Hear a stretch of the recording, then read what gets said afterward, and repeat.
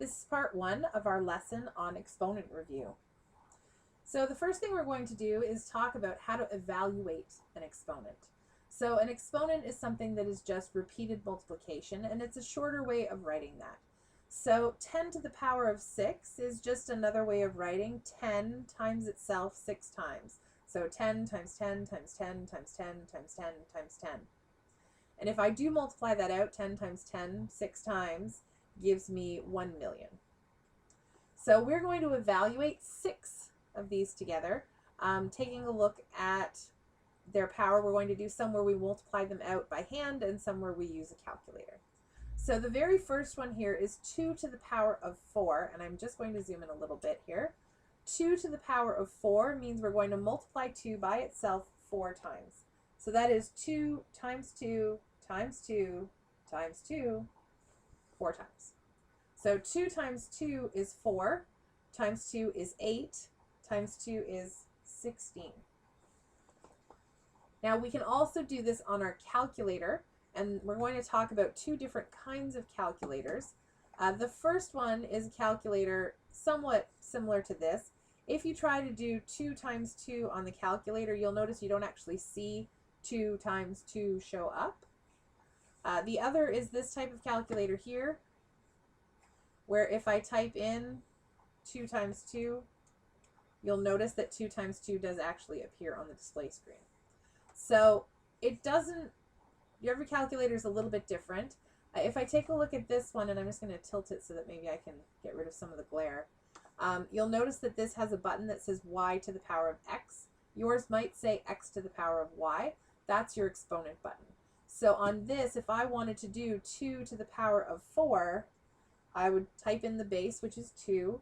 I would use that button, so to the power of, and then type in the exponent of 4, hit equals, and it gives me an answer of 16, which is what I had when I did it in my head.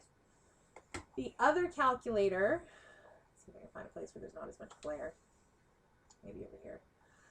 We're going to do 2 to the power of 4, so the same idea. So 2. Now on this one, the exponent button looks a little bit different. It's actually something called a caret. It looks like a little up arrow, or if you take French, it looks like a little circumflex. If we use that one, that's the power of button, and then you type in 4, and that also equals 16. So on your calculator, and I am going to make a little note of this, your calculator button is either going to look like y to the power of x, it may look like x to the power of y, or it may look like that caret that looks like a circumflex or a little up arrow. Okay, so let's try 5 to the power of 3, and I think this time we're going to do it with the calculator instead of multiplying it out. It does mean 5 times 5 times 5, but if I try it on the calculator, 5 to the power of 3 equals 125.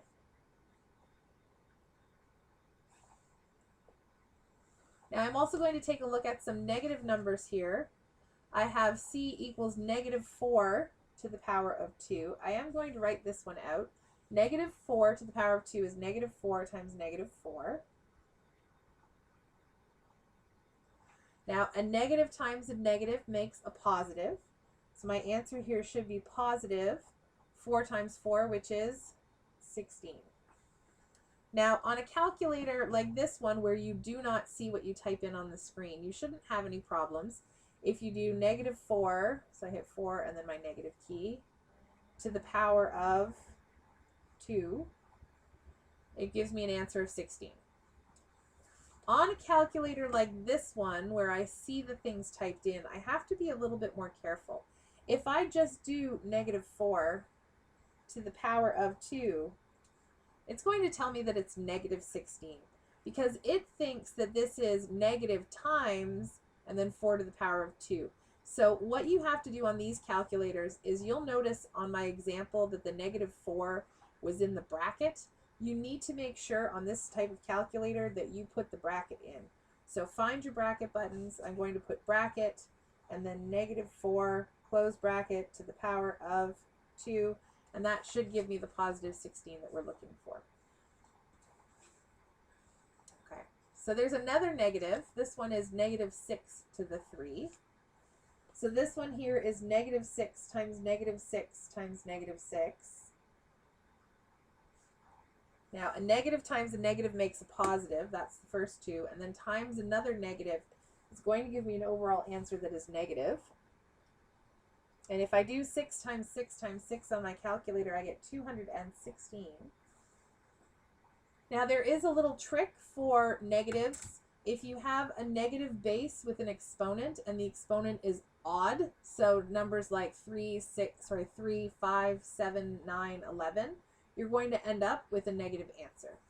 If you have one here where it's an even numbered exponent, so a negative base with an even numbered exponent, so things like 2, 4, 6, 8, 10, you're going to end up with a positive answer. So even exponents will give you a positive answer if you had a negative base, and negative exponents are going to, odd numbered exponents are going to give you a negative answer if you have a negative base to start with. So I'm actually just going to make a little note here.